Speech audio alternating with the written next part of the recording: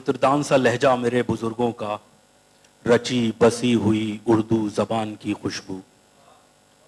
السلام علیکم حاضرین، میں شاداب آج کی اس بہت خاص شام میں آپ سب کا تہہ دل سے استقبال کرتا ہوں۔ نام میں اس لیے نہیں لے سکتا سب کے، کیونکہ مجھے سب کے نام معلوم نہیں ہے، اس لیے جس کا نام میں نہیں لوں گا شاید وہ ناراض ہو جائے، اس لیے صرف اتنا کہتا ہوں کہ فردن فردن آپ سب کا استقبال ہے۔ بہت شکریہ عادل بھائی، آپ کا نام آ گیا۔ اور آج جیسا آپ کے معلوم ہے کہ یہ آج کی شام ہم نے جو سجائی ہے، یہ اردو ادب کے ایک بہت بڑے ادیب جناب سید امتیاز علی تاج صاحب کی برسی کے موقع پر سجائی ہے، اور امتیاز صاحب کے اوپر کے کام پر اور فن اور شخصیت پر بات کرنے کے لیے ہم نے کئی بڑے فنکاروں کو مدعو کیا ہے، اور وہ فنکار اپنے اپنے فن کے ماہر ہیں، جن میں جناب نعیم طاہر صاحب، جناب محترمہ یاسمین طاہر صاحبہ، علی طاہر صاحب، سعید عالم صاحب، یہ سب لوگ یہاں ہیں، اور یہ امتیاز علی تاج صاحب پر خوب بات کریں گے، اور ان سے ہم لوگ خوب ڈھیر ساری باتیں کریں گے تاج صاحب کے بارے میں، ان کی فن اور شخصیت کے بارے میں۔ لیکن میرا خیال یہ ہے کہ میں ایک چھوٹا سا تعارف تاج صاحب کا پیش کروں، تاکہ جو لوگ تاج صاحب کو نہیں جانتے ہیں وہ ان کو تھوڑا جان جائیں، اور یہی اس پروگرام کا مقصد بھی ہے کہ نئی نسل سے ایک اردو ادب کے بڑے ادیب کو متعارف کیا جائے۔ 2-3 منٹ میں تاج صاحب کے انٹروڈکشن میں لوں گا۔ سید امتیاز علی تاج کا نام اردو ادب کے سمندر میں اس نایاب گوہر کی طرح ہے جو لاکھوں گوہروں کے ساتھ رکھا ہونے پر بھی اپنی ایک خاص چمک دمک لیے الگ دکھائی دیتا ہے۔ ان کے قلم نے اردو ادب کو 2 ایسے کردار دیے جو صرف اردو دنیا میں ہی نہیں، کئی دیگر زبانوں کے ادب میں بھی جانے پہچانے جاتے ہیں۔ ایک انارکلی اور دوسرا چچا چھکن۔ 1922 میں لکھا ان کا ڈرامہ انارکلی ایک ایسا ڈرامہ ہے جس پر متعدد فلمیں بن چکی ہیں، جن میں بمبئی فلم انڈسٹری کی مغل اعظم ایک تاریخ ساز فلم ہے۔ اس ڈرامے کو نصاب میں بھی پڑھایا جاتا ہے۔ آج بھی کئی یونیورسٹیز میں اس ڈرامے پر ریسرچ ورک جاری ہے۔ انارکلی ڈرامے نے اردو ڈرامہ کو ایک نئے رخ اور نئے دور کی طرف موڑا، اور دوسرا کردار چچا چھکن آج تک اردو ادب کا سب سے زیادہ مزاحیہ کردار مانا جاتا ہے۔ سید امتیاز علی تاج کا تعلق ایک علم دوست اور دانشور خاندان سے تھا۔ ان کے والد مولوی سید ممتاز علی شمس العلماء کے نام سے جانے جاتے تھے، اور شیخ الہند مولانا محمود الحسن کے ہمدرد تھے۔ وہ سید احمد خان کے عزیز دوست تھے۔ ان کی ماں محمدی بیگم تہذیب نسواں اور مشیر مادر رسالوں کی مدیر تھیں۔ ان کے والد دیوبند کے قریب ضلع سہارنپور کے رہنے والے تھے۔ 1857 کی پہلی جنگ آزادی کے بعد ان کے دادا لاہور منتقل ہو گئے، جہاں اکتوبر 1900 میں سید امتیاز علی تاج کی پیدائش ہوئی۔ تہذیب نسواں کے بانی ان کے والد تھے، جنہوں نے بچوں کے لیے ایک اخبار پھول کے نام سے بھی جاری کیا۔ ان کی شریک حیات حجاب امتیاز علی اپنے زمانے کی معروف افسانہ نگار تھیں اور برِ صغیر کی پہلی خاتون پائلٹ۔ ڈرامہ انارکلی کے علاوہ انہوں نے کئی اور ڈرامے بھی لکھے، شیکسپیئر اور متعدد مغربی مصنفین کی تخلیقات کے اردو تراجم کیے، افسانے بھی لکھے اور شاعری بھی کی۔ فلموں کے لیے کہانیاں لکھیں، منظر نگاری کی، مکالمے لکھے اور خود فلمیں بھی بنائیں۔ انہوں نے، اب یہ ایک ایسی بات ہے جو شاید بہت کم لوگوں کو معلوم ہے، انہوں نے گاندھی جی کی سوانح حیات لکھی بھارت سپوت نام سے، جس کا دیباچہ پنڈت موتی لال نہرو نے لکھا تھا۔ یہ ایک بہت کم بات ہے جو بہت کم لوگوں کو معلوم ہے۔ 19 اپریل 1970 کو اس اردو ادب کے اس بڑے ادیب نے اس دنیا سے رخصت لی، اور اپنے اثرات، اپنے نام کے اثرات ہم سب کے اردو ادب کے ذہن پر، اردو ادب پر اپنے نشانات چھوڑ کر چلے گئے۔ لیکن ایسے بڑے لوگ جاتے نہیں ہیں، اس کا ثبوت ہے یہ محفل۔ ایسے لوگ ہمیشہ زندہ رہتے ہیں، اور امتیاز علی تاج صاحب آج بھی ہمارے بیچ موجود ہیں۔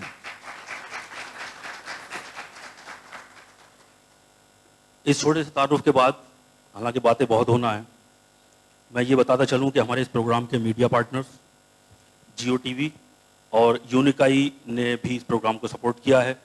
ان دونوں کا بہت بہت شکریہ. اس سے پہلے کہ ہم آج کی اس شام کی کارروائی آگے بڑھائیں, میں آپ لوگوں کا تھوڑا سا وقت اور لوں گا اور عائشہ شیخ سے گزارش کروں گا کہ تشریف لائیں اور بزم اردو کی ایک تعارف لوگوں کو پیش کریں.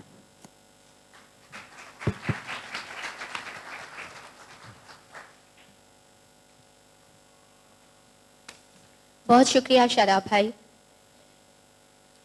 اردو ہے جس کا نام ہم ہی جانتے ہیں داغ, اردو ہے جس کا نام ہم ہی جانتے ہیں داغ, سارے جہاں میں دھوم ہماری زبان کی ہے. معزز خواتین و حضرات, آداب. میں عائشہ شیخ بزم اردو کی اس خوبصورت محفل میں آپ سبھی کا اور اپنے سبھی معزز مہمانوں کا خیر مقدم کرتی ہوں. آج میرے لیے یہ بہت بڑے اعزاز کی بات ہے کہ مجھے بزم اردو کی کاوشوں کے بارے میں اپنی بات کرنے کا موقع ملا ہے. بزم اردو کے کاروان کی اردو زبان کے ساتھ یہ محبت ہی ہے کہ آج بزم اردو کے گلشن کی خوشبو سے آپ سبھی لوگ تر و تازہ اور معطر ہو رہے ہیں. آپ سبھی لوگ بزم اردو کو ایک ادارے کے طور پر جانتے ہیں جو اردو زبان کی ترویج و ترقی کے لیے اپنی خدمات سر انجام دے رہی ہے.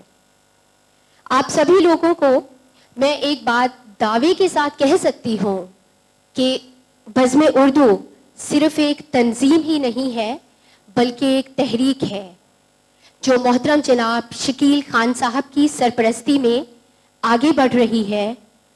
اور بزم اردو کو آج جو اعتماد حاصل ہے اس کا کریڈٹ محترم جناب ریحان خان صاحب کو جاتا ہے. یہ ان کی اردو زبان کے ساتھ محبت ہی ہے کہ انہوں نے اس میٹھی زبان کے فروغ کے لیے اپنی محبت سے ایک بیج بویا اور آج ان کے سائے تلے یہ بیج پروان چڑھ کر تناور درخت بن چکا ہے. بزم اردو کا مقصد صرف محفلیں سجانا یا مشاعروں کا انعقاد نہیں ہے. آپ سبھی لوگوں کو یہ جان کر بے حد خوشی ہوگی کہ ہندوستان میں کئی ایسے سکول ہیں جہاں پر اردو نہیں پڑھائی جاتی تھی. آج ان سکولوں میں اردو کو سلیبس میں شامل کیا گیا ہے. ان میں میلینیم اسکول لکھنؤ اور لامنٹینئر کالج لکھنؤ شامل ہیں جس میں 500 سے زائد بچے اردو کی تعلیم حاصل کر رہے ہیں اور انہیں بزم اردو کی مکمل سپورٹ حاصل ہے. بزم اردو اپنے سبھی پروگرام ادبی تقاضوں کو مد نظر رکھتے ہوئے منعقد کرتی ہے. اگر ہم لوگ یہاں پر بات کریں فن اسٹوڈیو کی, مشاعروں کی, تھیٹر کی, بالی ووڈ کی کہانی اردو کی زبانی کی, یا پھر شعری اور نثری نشستوں کی, یا پھر ہم لوگ بات کریں بیت بازی کے حوالے سے, آپ سبھی لوگوں کے ساتھ کی وجہ سے بزم اردو کے یہ سبھی پروگرام نہایت کامیاب ہوئے ہیں. آج پورے یو اے ای میں جو اردو کے چاہنے والے ہیں وہ بزم اردو کے سبھی پروگراموں کو بے حد پسند کرتے ہیں اور یہی بزم اردو کی کامیابی کا باعث ہیں. اور بزم اردو کا سب سے بڑا کام شارجہ بک اتھارٹی کے ساتھ بچوں کے حوالے سے, ادبی شخصیات کے حوالے سے اور زبان سے محبت کے حوالے سے نہایت ہی کامیابی کے ساتھ پروگراموں کا انعقاد کرنا ہے. بزم اردو میں چند ایسی شخصیات اور بھی موجود ہیں جن کی خدمات کو فراموش نہیں کیا جا سکتا. ان میں سر فہرست نام لینا چاہوں گی محترم جناب تابش زیدی صاحب کا, محترم عیاء الاسلام صاحب, محترم شاداب الفت صاحب, محترمہ راملہ سید صاحبہ, محترمہ ترنم احمد صاحبہ, محترم الطاف حسین صاحب, محترم عارف صاحب, محترم سلیم صاحب اور محترم ندیم صاحب. یہ ایسے لوگ ہیں جنہوں نے اس خوبصورت بزم کی کامیابی کا عزم اپنے ہاتھوں میں لیا ہوا ہے. بزم اردو کا مقصد صرف پروگراموں کو منعقد کرنا نہیں ہے بلکہ آپ سب کو اردو زبان کے قریب لانا ہے، اور آج کا یہ خوبصورت پروگرام اسی سلسلے کی ایک کڑی ہے۔ سید امتیاز علی تاج ادب کا ایک بہت بڑا نام ہے، اور آج ہماری یہ بہت بڑی خوش نصیبی ہے کہ سید امتیاز علی تاج صاحب کی بیٹی محترمہ یاسمین طاہر صاحبہ یہاں موجود ہیں، ان کے داماد محترم جناب نعیم طاہر صاحب اور ان کے نواسے محترم جناب علی طاہر صاحب موجود ہیں۔ اس پروگرام کے ذریعے نہ صرف سید امتیاز علی تاج صاحب کو خراج تحسین پیش کرنا ہے بلکہ نئی نسل کو ان کے ساتھ جوڑنا بھی ہے۔ ہم امید کرتے ہیں کہ آج کا یہ خوبصورت پروگرام آپ سبھی کو بے حد پسند آئے گا، اور آپ سب کی دعائیں ہمیشہ ہمارے ساتھ ہوں گی۔ شکریہ۔ بہت شکریہ عائشہ۔ آپ لوگوں سے گزارش ہے تالیاں والیاں بجاتے رہیں تاکہ خون میں روانی رہے اور محفل جمع رہے۔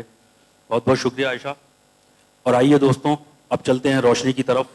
میں آج کے جو مہمانان ہیں ان کو اسٹیج پر مدعو کرنے لگا ہوں۔ سب سے پہلے ایک ایسا نام جو اردو ڈرامے کے حوالے سے بر صغیر میں اور بالخصوص ہندوستان میں بڑے عزت سے لیا جاتا ہے۔ وہ ڈرامہ نگار بھی ہیں، وہ ڈرامے لکھتے بھی ہیں، اسکرپٹ بھی لکھتے ہیں، ایکٹنگ بھی کرتے ہیں اور ڈراموں کے ڈائریکٹر بھی ہیں۔ اور ان کا ڈرامہ غالب نیو ڈیلی یہ ہندوستان میں چلنے والا سب سے زیادہ چلنے والا ڈرامہ ہے۔ تو اور اس کے علاوہ مونولوگ وتھ ڈاکٹر ابوالکلام، لال قلعے کا آخری مشاعرہ، سنس آف بابر، یہ سب ایسے ڈرامے ہیں جو ہندوستان میں کئی شہروں میں بار بار کھیلے جاتے ہیں۔ ان کا نام ڈاکٹر سعید عالم۔ میری گزارش ہے کہ الطاف صاحب ان کے کام کی ایک جھلک ہم لوگوں کو دکھائیں تاکہ مجھے آسانی ہو ڈاکٹر صاحب کو اسٹیج تک بلانے کے لیے۔ جھکتا ہوں کبھی ریگ رواں کی جانب، کہ جھکتا ہوں کبھی ریگ رواں کی جانب اور اڑتا ہوں کبھی کاہ کشاں کی جانب۔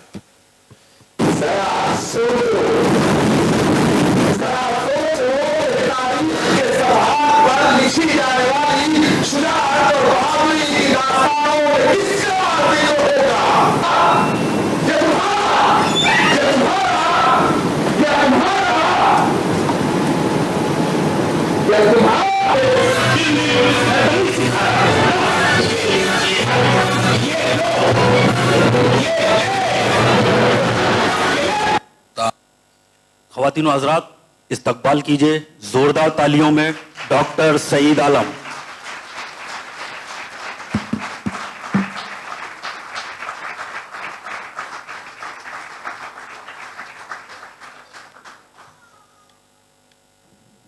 بہت بہت شکریہ ڈاکٹر صاحب۔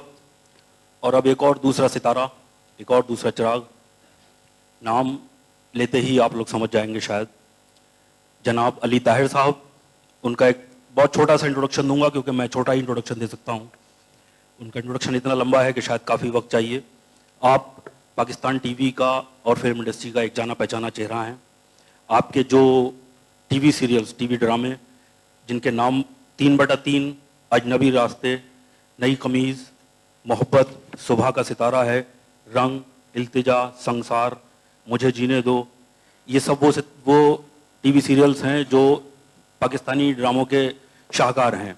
اس کے علاوہ آپ فلم ڈائریکٹر بھی ہیں، ٹی وی ڈائریکٹر بھی ہیں اور ایکٹنگ بھی کرتے ہیں۔ آپ کی ایکٹنگ کی جو فلم چمیلی ایک شاہکار فلم ہے،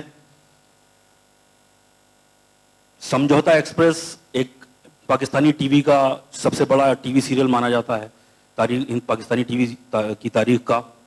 اور اگر میں اپنی رائے رکھوں، ناچیز رائے، وہ یہ ہے کہ علی طاہر صاحب کا جو سب سے بڑا کام اردو لٹریچر کے لیے ہے وہ یہ ہے کہ تاج کلاسکس نام سے آپ نے جو ایک ٹی وی سیریز بنائی، وہ ٹی وی سیریز یہ تھی کہ تاج صاحب کے جو ڈرامے 50s 60s یا اس سے پہلے ریڈیو پر نشر ہوتے تھے، آپ نے اس کو ٹی وی کے پردے پہ اتارا۔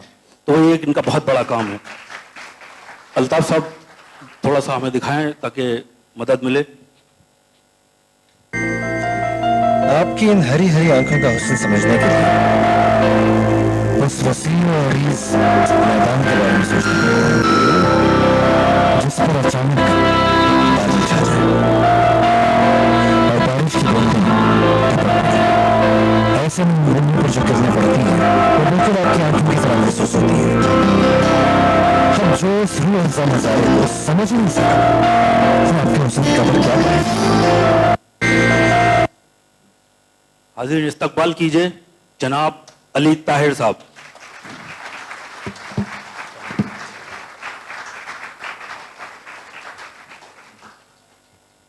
بہت بہت شکریہ علی بھائی, تشریف رکھیں.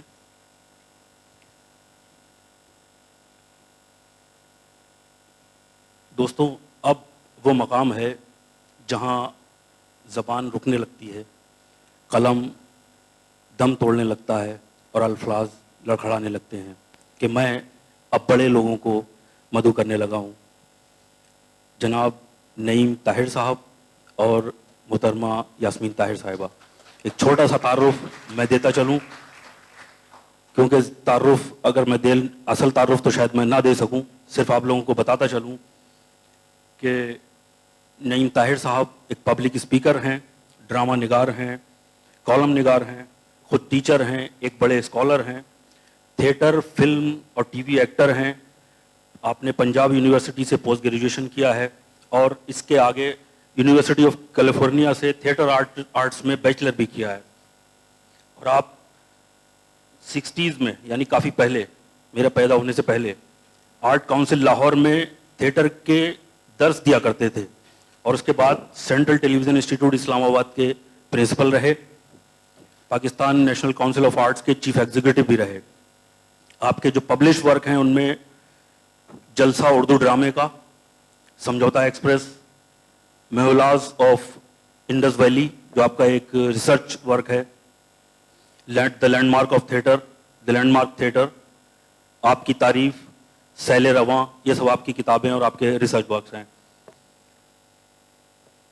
ایز این ایکٹر آپ کے T V shows Megh Malhar, Sansar اور فلم خدا کے لیے, اس فلم کو زیادہ تر لوگوں نے دیکھا ہوگا, آپ نے اس میں ایک اہم رول پلے کیا تھا. آپ کی اداکاری کے وہ نمونے ہیں جن کو نظر انداز نہیں کیا جا سکتا. آپ کے کارناموں کی فہرست بہت لمبی ہے اور ہم جب ان سے بات کریں گے تبھی ہمیں پتہ لگے گا کہ ہم کس سے بات کر رہے ہیں. نعیم صاحب 2 منٹ تشریف رکھیے. اور دوسرا ستارہ, جیسا کہ عائشہ نے بتایا, تاج صاحب کی, سید امتیاز علی تاج صاحب کی صاحبزادی جناب یاسمین طاہر صاحبہ, وہ بھی یہاں تشریف رکھتی ہیں. اور یاسمین طاہر صاحبہ خود بھی ایکٹریس رہی ہیں, تھیٹر ایکٹریس رہی ہیں, اور تھیٹر میں آپ نے اس دور میں تھیٹر شروع کیا ہے جب آپ کا نام ان تھیٹر کے شروعاتی دور میں جن لوگوں نے تھیٹر کو پاکستان میں بڑھاوا دیا تھا اور تھیٹر کو لے کر آئے تھے, ان میں آپ کا نام ہے. اور ایک خاص پہچان جو آپ کو ملی وہ ایک ریڈیو پروگرام سے, وہ پروگرام تھا فوجی بھائیوں کے لیے, فوجی بھائیوں کا پروگرام, اور اس میں کال ان پروگرام تھا یہ ریڈیو کا, اور یہ پاکستان کا پہلا کال ان ریڈیو پروگرام تھا. اور اب اس کے بعد میں گزارش کروں گا الطاف سے کہ ایک ویڈیو دکھائیں تاکہ میں ان دونوں حضرات کو اسٹیج پر مدعو کر سکوں.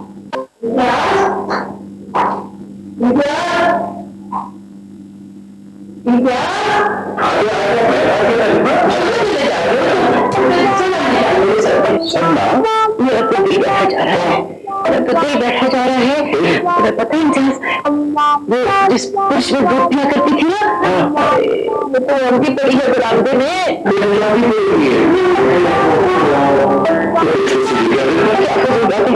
اور معلوم ہے اس ٹوکری میں وہ بیٹھتی تھی, آرام کرتی تھی, خالی پڑی میں ہم آلو بھر دیتے ہیں, دل دکھانے والی باتیں کرتے ہیں ہمیشہ. اسے تم کرنا یقین ہے.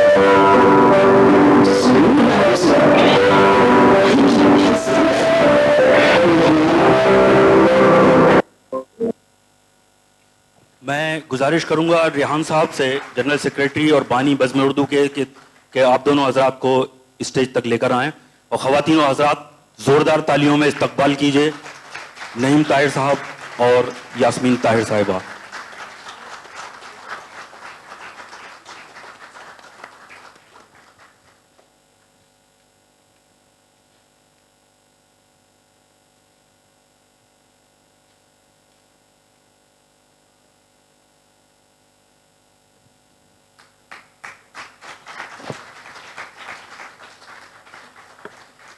آپ لوگ تالیاں بجاتے رہیں, تالیوں میں کنجوسی نہ کریں تاکہ ماحول میں گرمی رہے, لگے کہ ہم کسی زندہ محفل میں بیٹھے ہیں.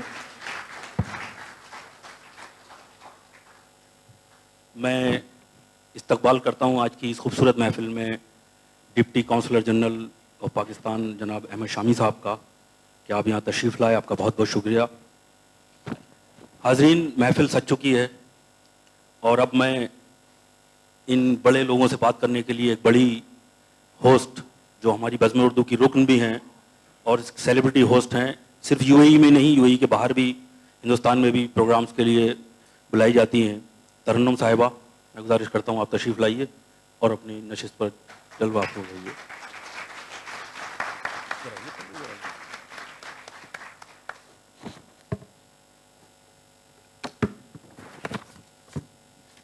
دوستوں, محفل سج چکی, اسٹیج سج چکا, میری اب یہاں چندہ ضرورت نہیں. اب اسٹیج اور محفل ترنم صاحبہ کے حوالے اور ترنم صاحبہ آپ کے حوالے. بہت بہت شکریہ. بہت شکریہ شاداب صاحب, بہت زیادہ کہہ گئے آپ کا تعارف میں, اس کی حقدار میں ہوں نہیں. بہت شکریہ. بہرحال آپ سب کا خیر مقدم اس محفل میں, اور خاص طور سے خیر مقدم اور شکریہ آپ حضرات کا کہ آپ تشریف لائے اور آپ اور اس محفل کو جو مقام بخشا ہے اس کے لیے بہت شکریہ. تھوڑا بہت تعارف جب ابھی شاداب صاحب کروا رہے تھے تو آپ نے اس خاندان کا جو دیکھا ہے ورثہ کس طرح چلتا چلا آ رہا ہے اور کہاں تک پہنچا, اور ابھی ماشاءاللہ سلسلہ جاری ہے, تو وہ کچھ ہم دیکھ چکے ہیں تعارف میں مختصر میں. اب میں گفتگو کا سلسلہ شروع کروں اور پھر کچھ لوگ ایسے ہیں جو بعد میں آئے یا شاید کچھ چیزیں رہ گئیں جو اس تعارف میں نہیں تھیں. اگر میں بول کے وہ چیزیں پھر سے کہوں یا پھر سے تعارف کروں تو طویل ہو جائے گا.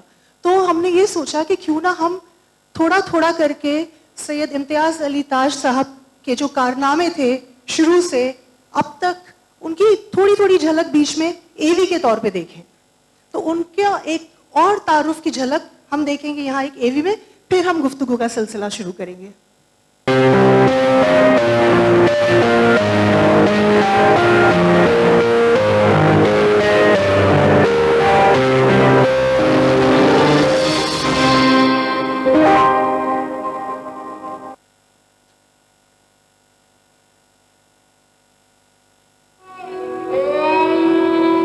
سید امتیاز علی تاج کی پیدائش 13 اکتوبر سن 1900 کو لاہور کے ایک علمی گھرانے میں ہوئی. ان کی والدہ بچوں کے لیے کہانیاں اور عورتوں کے لیے مضامین لکھا کرتی تھی. تاج کا بچپن ماں کی کہانیاں اور لوریاں سنتے گزرا. ان کے والد شمس العلماء مولوی ممتاز علی عربی اور فارسی کے عالم تھے. انہوں نے سن 1898 میں دارالاشاعت کے نام سے ایک ادارہ قائم کیا جو نشر و اشاعت کا کام کرتا تھا. محمدی بیگم اس کی پہلی مدیرہ مقرر ہوئی. اس ادارے نے بر صغیر میں خواتین کا پہلا ہفت روزہ رسالہ تہذیب نساء کے نام سے جاری کیا. اس رسالے کا مقصد خواتین میں اپنے حقوق کا شعور پیدا کرنا اور دین و دنیاوی معاملات کا علم پہنچانا تھا, اور یہی اس کی بے پناہ مقبولیت کی وجہ بنی.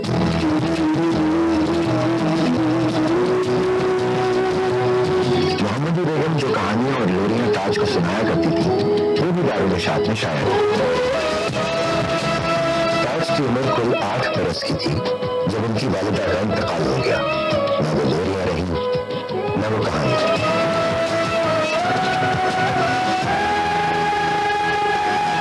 غالباً اسی لیے تاج کے والد نے تاج کی 90 سالگرہ پر بچوں کے لیے ہفت روزہ رسالے پھول کا اجرا کیا. تہذیب نسواں کی طرح پھول بھی ادب کا ایک ستون بن گیا. انکشاف کے لیے ادب کے نامی گرامی مصنف اور شاعر لکھتے رہے، جن میں مولانا حالی، خواجہ حسن نظامی، مولانا شبلی نعمانی، علامہ اقبال، قرۃ العین حیدر، پطرس بخاری، اکبر الہٰبادی، ڈپٹی نذیر احمد اور بہت سے دوسرے شامل رہے۔ ان عظیم ہستیوں کے جھرمٹ میں تاج کی تخلیقی حس اجاگر تھی۔ 1915 میں تاج نے سینٹرل ماڈل اسکول لاہور سے میٹرک کیا اور اسی سال افسانہ نگاری میں قدم رکھا۔ 1915 میں تاج گورنمنٹ کالج لاہور میں داخل ہو گئے۔ ابھی فرسٹ ایئر کے ہی طالب علم تھے کہ گورنمنٹ کالج ڈرامٹکس کلب کے سالانہ کھیل میں کردار کے لیے منتخب ہو گئے۔ اس ڈرامے کا نام سید حوث تھا اور یہ آغا حشر کا لکھا ہوا تھا۔ اس میں تاج صاحب نے ایک لڑکی کا کردار ادا کیا۔ ان کی اداکاری اس قدر پسند کی گئی کہ ہر طرف تاج کی اداکاری کے چرچے ہو گئے۔ تاج نہ صرف اس کے بعد گورنمنٹ کالج ڈرامٹکس کلب کے ہر سالانہ کھیل کا حصہ بنے رہے، بلکہ دوسری طرف اپنی ادبی دلچسپی پر بھی کام کرتے رہے۔ انہوں نے 1918 میں بر صغیر کا پہلا ادبی رسالہ کہکشاں کے نام سے جاری کیا۔ 1921 میں تاج نے گورنمنٹ کالج سے بی اے کیا۔ بی اے کے امتحان کے دوران پرچہ جلد مکمل ہونے پر فارغ وقت میں تاج کے ذہن میں ایک کہانی کا خاکہ آیا، جسے تاج نے جوابی پرچے کی ایک طرف نوٹ کر کے اپنے پاس رکھ لیا۔ یہ کہانی تھی انار کلی کی۔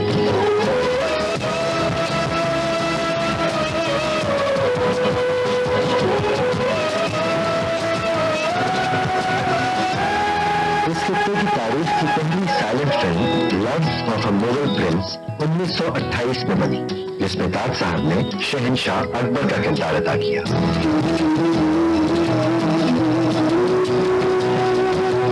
آنے والے برسوں میں انارکلی کی کہانی پر متعدد فلمیں بنی، جن میں سب سے زیادہ مقبولیت کے آصف کی فلم مغل اعظم نے پائی۔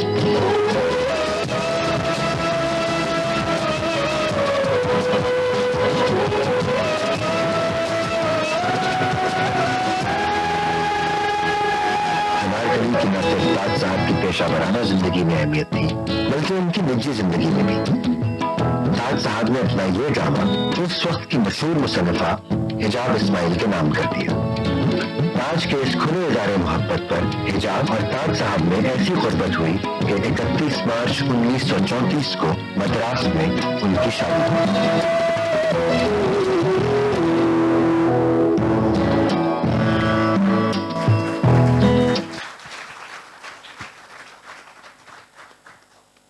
تو مجھے پورا یقین ہے کہ اس طرح کا تعارف کتنے بھی قصیدے پڑھ دیے جائیں نہ وہ کبھی پورے ہوں گے، نہ یہ لطف آئے گا۔ تو ہم باتوں کا سلسلہ شروع کرتے ہیں یہاں سے۔ جو یہ اے وی چلی اس میں کام کا بہت ذکر ظاہر سی بات ہے کہ ہے۔ میں ایک ذاتی سوال کرنا چاہوں گی۔ شاداب صاحب نے تعارف میں کہا تھا کہ ان کے والد صاحب دیوبند سہارنپور سے تعلق رکھتے تھے، تو لاہور جا کے کیسے وہ مطلب بس گئے؟ تب تک تو ہندوستان ایک تھا، ہجرت نہیں ہوئی تھی، تو وہ کیا فیصلہ تھا، کیا وجوہات تھیں جو وہ لاہور چلے گئے؟ جی السلام علیکم۔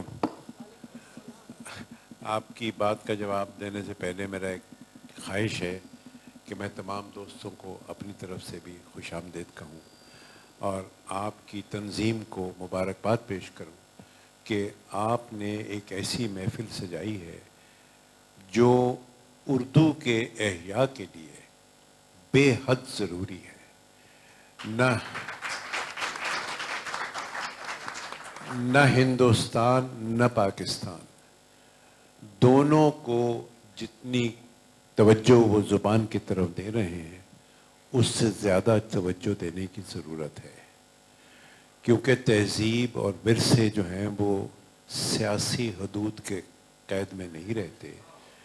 یہ تو 4-5 ہزار سال کی تہذیب اور اردو اس تہذیب کی آواز ہے۔ بیڑا اٹھا لیا ہے کہ اگر آپ کنٹینیو کریں تو آپ کی ایک بہت بڑی تاریخی حیثیت بن جائے گی۔ اب میں آپ کے سوال کی طرف آتا ہوں۔ دیکھیے 1857 کے واقعات کے بعد مسلمان فیورٹ نہیں رہے تھے اور مسلمانوں کو شدید جد و جہد کرنی پڑتی تھی۔ جس کا احساس سر سید احمد خان کو بہت تھا، اور ان کا خیال یہ تھا کہ مسلمان لڑکے جو کچھ اہلیت رکھتے ہیں اور تعلیم یافتہ ہیں ان کو سرکاری اداروں میں اور اہم پوزیشنز میں ضرور جانا چاہیے تاکہ وہ مسلمانوں کی آواز یا ان کے حقوق کو کسی حد تک سنبھال سکیں۔ تو اس دور اور اس سوچ کے تحت شمس العلماء مولوی ممتاز علی صاحب جو کہ سہارنپور میں دیوبند سے فارغ التحصیل ہو چکے تھے اور عربی اور فارسی اور اردو پہ بہت اور انگریزی ان چاروں زبانوں پر عبور رکھتے تھے، ان کو لاہور ہائی کورٹ میں مترجم کی جگہ مل گئی، کیونکہ فیصلوں کا ترجمہ جو ہے مختلف زبانوں میں کرنا ضروری ہوتا تھا۔ وہاں سے پھر وہ ریڈر بن گئے اور آہستہ آہستہ۔ تو آپ کے سوال کا جواب یہ ہے کہ وہ سہارنپور سے پنجاب اور لاہور یوں آئے کہ سر سید احمد خان کی تحریک کا وہ ایک حصہ تھا کہ مسلمان نوجوان لڑکوں کو سرکاری اداروں میں ایک اہم صورت پوزیشن حاصل کرنی چاہیے۔ بہت شکریہ جناب۔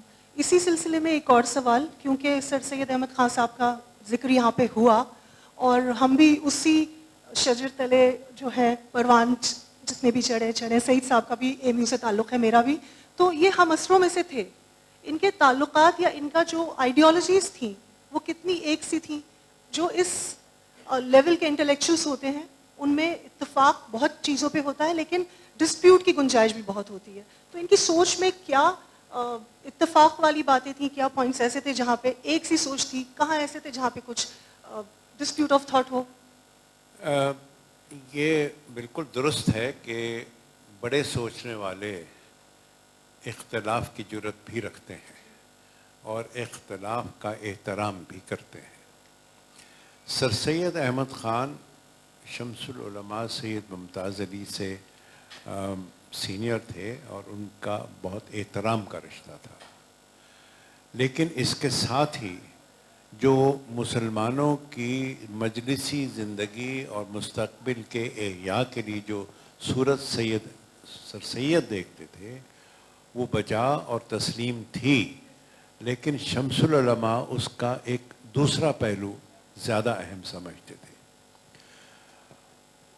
شمس العلماء کا خیال یہ تھا کہ مسلمانوں کی تہذیب اور ترقی کے لیے ہر چند کے لڑکوں کا بہت اہم رول ہوگا، لیکن یہ تہذیب اور اس کی روایت اور اس کی تعلیم اور اس کی بقا آگے بڑھانے کے لیے، بہتر کرنے کے لیے جب تک گھرانوں میں خواتین کی تعلیم نہیں ہوگی، جب تک خواتین کو پڑھایا نہیں جائے گا، ان کو علم سے مرصع نہیں کیا جائے گا تو خاندان نہیں آگے چل سکتا، اور جب خاندان آگے نہیں چلے گا تو لڑکے اکیلے کچھ نہیں کر سکتے، کامیاب نہیں ہو سکتے، کیونکہ ساری تربیت اور تہذیب کا احساس جو ہے وہ گھر میں خواتین سے ملتا ہے، لہٰذا انہوں نے خواتین کی تہذیب کا بیڑا اٹھایا۔ بہت بڑا کام کیا، اللہ تعالیٰ انہیں جزائے خیر دے۔ یہاں پہ خواتین کے سلسلے میں جو بات ہوئی تو ایک رسالہ جو انہوں نے نکالا تھا جب دارالنشاط کے شروعات ہوئی، اس کے بعد تہذیب نسواں، تو اس میں اس سلسلے میں بھی سر سید احمد صاحب کا کچھ تعاون تھا، تو وہ قصہ اگر آپ بتائیں۔ آپ نے تعاون کا اچھا لفظ استعمال کیا، لیکن شدید اختلاف تھا، اور امتیاز علی تاج صاحب کے والد شمس العلماء کی خط و کتابت جو سر سید احمد خان سے سلسلے میں ہوئی، وہ خطابت اب نیشنل میوزیم کراچی میں محفوظ ہے، کئی 100 خطوط تھے، اور ایک خط جو مجھے یاد پڑتا ہے اس میں سر سید احمد خان نے کہا کہ تمہیں رسوائی اور بدنامی اور انتہائی قسم پرسی کے حالت میں پایا جائے گا اگر تم اس راستے پہ چلے۔ تو ممتاز علی صاحب تو اس بات سے نہ گھبرائے، انہوں نے پھر کہا کہ نہیں، میں تو اس راستے پہ چل کے رہوں گا۔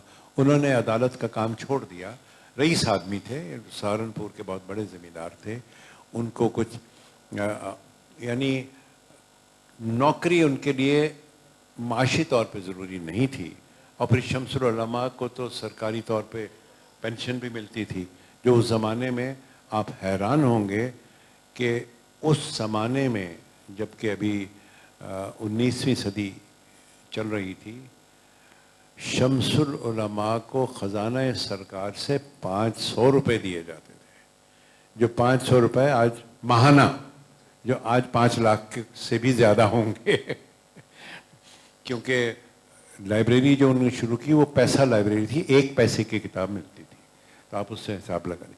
तो बहरहाल उस ख़त के बावजूद ये शम्सुल उलमा बाज नहीं आए, उन्होंने उसका एक खाका बना के भेज दिया कि ये मैं अब जारी करने वाला हूँ और मैं चाहता हूँ कि आपकी दुआएं मेरे साथ हों। कहते हैं कि वो उन्होंने फाड़ के फेंक दिया, लेकिन मुझे इसके बारे में सही इल्म नहीं है। तो ये उनके पास गए और उनसे कहा कि मुझे आपकी दुआएं चाहिए।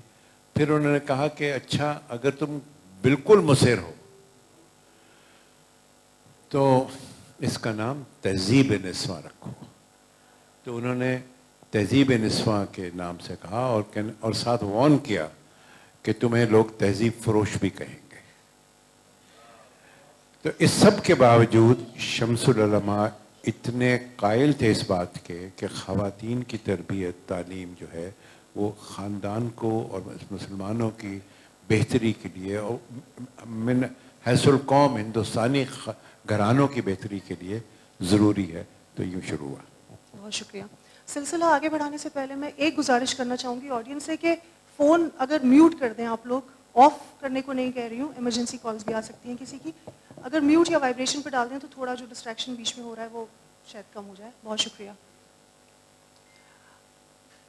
यास्मीन साहिबा, आपसे मेरा सवाल ये है कि आप उस घर में आपकी पैदाइश हुई और ये बहुत किसी के लिए भी खुशकिस्मती की बात है ऐसे ख़ानदान में परवरिश पाना जहाँ पे शायद आँख खोलते और रात में आँख बंद होते सिर्फ तहज़ीब और उर्दू और अदब की बातें होती हों। तो आपकी दादी रिसाला निकालती थी, मतलब वो हैंडल करती थी वो पूरा पब्लिकेशन हाउस। फिर आपकी वालदा ताज साहिबा, ताज हिजाब साहिबा, आप लोगों की जानकारी के लिए बता दूं, हालांकि तारुफ में जिक्र किया था शादाब साहब ने कि ताज हिजाब साहिबा जो इम्तियाज़ अली ताज साहब की बेगम थी, वो उस ज़माने में 1930s का जिक्र हो रहा है अभी फ़िलहाल यहाँ पे, उस ज़माने में वो वाहिद मुस्लिम पायलट थी वर्ल्ड वाइड और हमारे बर्ज़कीर में सब इंडियन सब कॉन्टिनेंट में पहली वुमेन पायलट थी। तो आप अंदाज़ा लगाएं कि तब भी जो एक खातून का स्टेटस इनकी फैमिली में, इनके ख़ानदान में था, वो कितना आला और कितना बुलंद था। तो जब आप माशाल्लाह से आपकी परवरिश वहाँ होने लगी तो आपको वो चीज़ एज ए बोनस लगता था कि है, या आपके लिए वो शुरू से चैलेंजिंग होता चला गया कि आपका वहाँ पे जो बेंचमार्क है? तो कैसा आपका माहौल घर का रहता था और आपने क्या सीखा? खुद शौक आते चले गए या माहौल के असर की वजह से आपका रुझान इधर ज़्यादा हुआ? जी, तो मैं ऐसे घराने में पैदा हुई जहाँ दोनों वालिदैन का नाम था और बड़ा नाम था। तो कई दफ़ा मैं बड़ी परेशान हो जाती थी कि अब मैं क्या करूं, मेरे करने को तो कुछ है ही नहीं, वो उड़ान होके हो गई, वो लिख के हो गए, तो अब बाकी क्या रह गया। काफ़ी दफ़े हथियार छोड़ दिए और कुछ उदास बैठी रहती थी, यहाँ तक कि मेरे वालिद मुझे पूछते क्या सोच रही हो? मैं नहीं, कुछ नहीं सोच रही। वैसे मैं ये कह रही थी कि अनारकली जो आपने लिखा वो अच्छा खासा ड्रामा है। मैंने कहा अच्छा, आपको अच्छा लगा? मैंने कहा जी अच्छा था, ठीक था, अच्छा पढ़ा गया। बहुत उन्होंने मेरा शुक्रिया अदा किया, उन्होंने कहा बहुत शुक्रिया कि आपने उसकी तरफ नज़र डाली, आपने कुछ पढ़ा और फिर तारीफ़ कर डाली। मैंने कहा जी तारीफ़ के काबिल था तो मैंने कर दी, ऐसी कोई बात नहीं है। मैं इकलौती बेटी, और इकलौता होना अच्छा होता है या नहीं, ये एक सवालिया निशान है जो अक्सर मेरे जहन में आता रहता है। इसलिए कि जब दोनों वालिदैन बड़ा नाम पैदा कर चुके हों तो शुरू से ही एक एहसास शुरू हो जाता है कि अब मैं क्या करतब करूं, मुझे भी तो कुछ करके दिखाना ही है, बस ऐसे ही गुजर जाऊं यहाँ से। تو رفتہ رفتہ رفتہ رفتہ سوچتے سوچتے پھر ایک دن میں نے اپنے والد سے کہا، وہ آئے میرے پاس ایسی باتوں باتوں میں کہہ لے کہ تم انارکلی دیکھ رہی تھی کیسا لگا؟ میں نے کہا اچھا ڈرامہ تھا. کہنے کہ شکریہ، بہت بہت شکریہ کہ آپ نے اس کو پڑھا اور اس پہ اپنی رائے کا اظہار بھی کیا. میں نے کہا وہ آپ نے کیوں لکھا تھا؟ کہنے لگے آپ کو خوش کرنے کے. ہائے ہائے، میں نے کہا مجھے خوش کرنے کے لیے اتنا بڑا ڈرامہ لکھ دیا آپ نے، آپ کا بہت بہت شکریہ. یہ باتیں تو ایسے ہی مزاحیہ طور پہ ہوتی رہتی تھیں، لیکن اندر اندر میں بے چین بہت تھی کہ والدہ کو دیکھو تو ان کو پہچان رہے ہیں، والد کو دیکھو تو ان کا بڑا نام ہو گیا، تو اب میں کروں کیا؟ مجھے تو کچھ بھی نہیں آتا ہے. کانوینٹ میں پڑھ رہی ہوں مجھے سب پڑھ رہے ہیں، وہ میں بھی پڑھ رہی ہوں. پھر ایک دن میرے والد نے مجھے کچھ اردو کا پڑھنے کے لیے دیا جو مجھ سے نہیں، میرا العروس.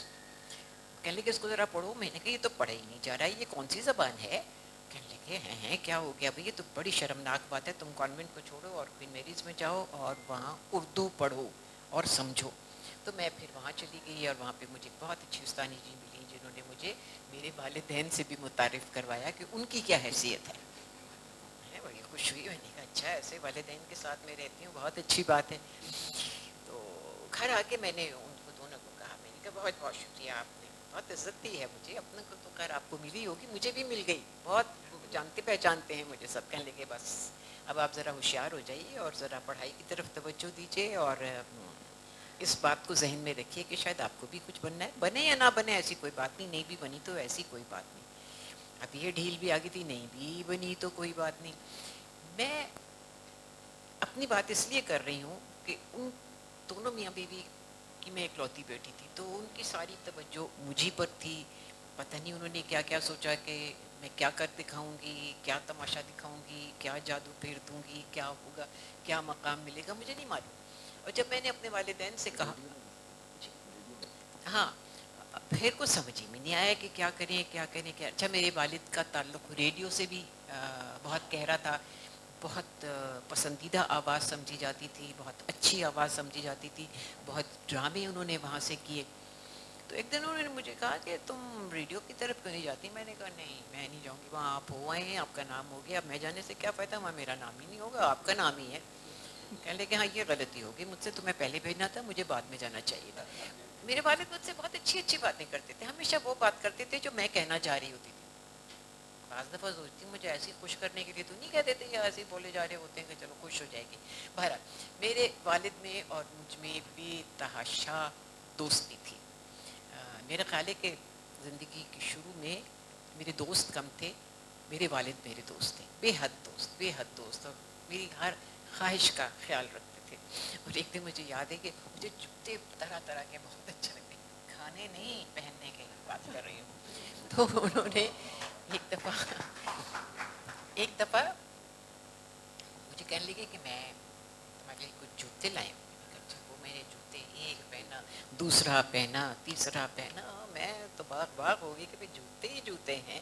تو میں وہ پہن کے باہر سیڑھیوں پہ جا کے بیٹھ گئی. اس زمانے میں گھر ذرا اونچے بنتے تھے، یعنی کہ منزل ہوتی تھی 3-4، پتہ نہیں کچھ کہتے بھی تھے اس کو، ذرا اس کا لیول اوپر ہوتا ہے. تو میں وہاں بیٹھ کے بڑا اس کو تھپا کے گنگنا رہی تھی. کہنے لگے واہ بھائی یہ کیا ہو رہا ہے؟ میں نے کہا اپنے جوتے دیے، میں نے پہن لیے، اب میں گانا گا رہی ہوں، میرا دل چاہ رہا ہے گانا گانے کو. کہنے لگے اچھا گاؤ. پھر میں ہاں اب یہ سمجھ میں نہیں آ رہا تھا کہ ان جوتوں کو کرنا کیا ہے، جوتے پہن کے کہاں جاؤں. انہیں یہ فقرہ میرا بہت اچھا لگا کہ جوتے پہن کے کہاں جاؤں. یہ بھی کہنے لگے سوچنے والی بات ہے، سوچو غور کرو، میں بھی تمہیں مدد کرتا رہوں گا، رات بھر جاگوں گا، سوچوں گا تم یہ جوتے پہن کے کہاں جاؤ گی. بہرحال یہ ساری ہلکی پھلکی باتیں ہیں، لیکن میری خوش قسمتی کہ میرے والد سید امتیاز علی تاج، اور میری خوش قسمتی کہ میری والدہ حجاب امتیاز علی. میں نے بہت جلد یہ محسوس کرنا شروع کیا کہ ان کا تو بہت بڑا نام ہے، اب کیا ہوگا. ان کا کہ شاید لوگ توقع کرتے ہوں کہ یہ بھی کچھ کرے گی. کروں کیا، آتا تو کچھ تھا ہی نہیں، بہشتوں کو تو اسکول کالج سے ہو کے واپس آتی تھی، جانے ہی دل نہیں چاہتا تھا. لیکن رفتہ ہاں چونکہ والد میری ریڈیو سے بہت وابستہ تھے، انہوں نے مجھے بھی ریڈیو سے متعارف کروایا. میں نے وہاں کام کرنا شروع، کام نہیں، کانٹریکٹ پہ جاتی تھی، کرتی تھی. اور وہاں ہوتے ہوتے کام کرتے کرتے میرا بھی ایک مقام بن گیا جس سے مجھے کچھ خوشی ہوئی. لوگ پہچاننے لگے کہ یہ وہ ہے جو ریڈیو پہ بولتی ہے, یہ وہ ہے جو ریڈیو پہ بولتی. بہت میں خوش ہوگی. میں نے کہا بس ہو گیا, جو کرنا تھا زندگی میں حاصل کر لیا. لوگ پہچان رہے ہیں, میں ایسے ایسے کر رہی ہوں, شکریہ ادا کر رہی ہوں. لیکن میرا خیال ہے کہ اس وقت میں وہ بات کروں جو میری والد کا رویہ میری طرف رہا. میں نے کہا نا انارکلی پڑھ کے میں نے ان سے یہی کہا, میں نے کہا اچھا ڈرامہ لکھا ہے, ٹھیک ٹھاک ہے, چل جائے گا. تو وہ بڑے خوش ہوئے, بڑا شکریہ ادا کیا انہوں نے. میرے والدین میں کبھی یہ بات نہیں میں نے محسوس کی کہ مجھے کسی بات پہ جسے سنب کرنا کہتے ہیں نا, کسی کو چپ کرا دینا, بیکار باتیں کرنی نہیں. ہمیشہ میرا حوصلہ بڑھایا انہوں نے, اور حوصلہ بڑھتے بڑھتے اگر مجھے تھوڑے بہت لوگ جانتے ہیں تو وہ انہیں کا حوصلہ ہے جنہوں نے مجھے اس مقام پہ پہنچایا کہ مجھے آخر ایوارڈز ملنے شروع ہو گئے, ستارہ امتیاز تک مل گیا. اور یہ دیکھیے میری خوش قسمتی کہ ستارہ امتیاز ملا.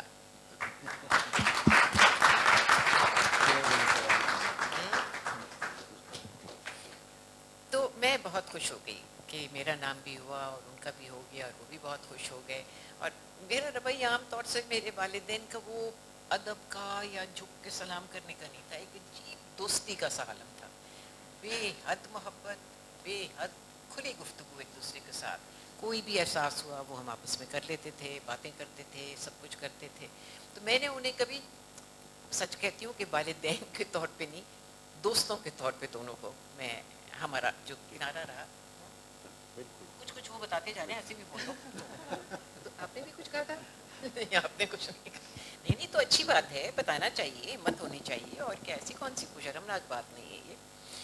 تو میں پھر تھیٹر کی طرف آ گئی, اور تھیٹر کی طرف آنے میں ریڈیو سے میں تھیٹر میں گئی, اور تھیٹر میں لانے کے لیے آپ صاحب ہیں, نعیم طاہر صاحب, جو مجھے اسٹیج پہ لے آئے, کیونکہ میں بے حد شرمیلی اور بے حد لوگوں سے دور رہنے کی تھی میری طبیعت.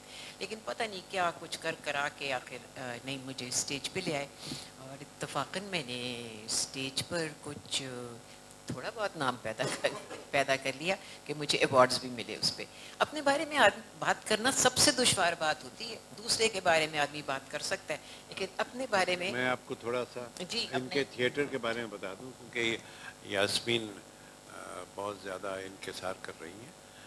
یاسمین ان پہلے 3-4 خواتین میں سے تھیں جو پاکستان بننے کے بعد اسٹیج پر آنی شروع ہوئیں.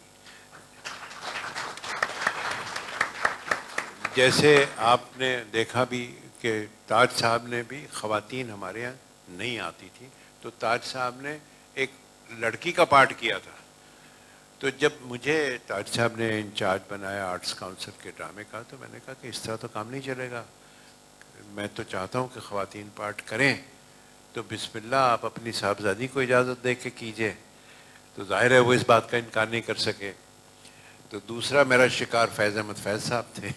میں نے کہا صاحب اپنی بیٹی کو بھی اجازت دیجئے. اور پھر خورشید شاہد تھیں اور صابرہ اعظم صاحبہ. یہ 4 خواتین تھیں جنہوں نے پاکستان کے تھیٹر میں یہ روایت قائم کی کہ عورت کا رول عورت ہی کرے گی. تو یاسمین اس طرح کے ان پائنیئرز میں سے ہیں. اور میرا خیال ہے سب سے زیادہ شو یاسمین نے کیے ہیں, کیونکہ جب میں نے ڈرامے کی تحریک شروع کی اور ہم گاؤں اور جگہ جگہ جانے لگے, تو میرا ایک ڈرامہ آپ کی تاریخ بڑا ہٹ ہوا تھا. اس میں یاسمین اور محسن رضوی ایک ہمارے دوست تھے. صرف یہ 2 کیریکٹر تھے جنہوں نے پوری 100 کی 100 پرفارمنس دی تھی. بہت شکریہ آپ کا کہ آپ نے اتنی جانکاری ان کے بارے میں دی. یہ واقعی بے حد انکساری سے کام لے رہی تھی.